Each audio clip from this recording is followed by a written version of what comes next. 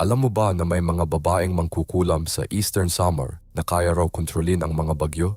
Noong dumaan ang Typhoon Haiyan noong 2013, maraming tao sa Guyuan ang nagsasabing si Aling Petra, isang kilalang babaylan, ay nagawa niyang ilihis ang lakas ng bagyo palayo sa kanilang barangay. Ayon sa mga sinaunang paniniwala ng mga waray, may mga espiritong tinatawag na aswang ng bagyo na namumuno sa mga unos. Ang mga storm witches ay nakikipag-usap daw sa mga demonyo na ito gamit ang mga duguang handog sa mga altar sa baybayin.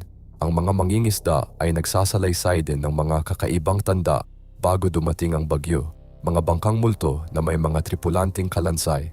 Sa mga lihim na kuweba sa baybayin, ginagawa raw ng mga mangkukulam ang kanilang mga ritual gamit ang mga sinaunang awiting waray na naipasa mula pa noong panahong walang mga Kastila. Hanggang ngayon, patuloy pa ring naniniwala ang mga tao sa kapangyarihan ng mga storm witches na ito. Totoo kaya o katang-isip lamang?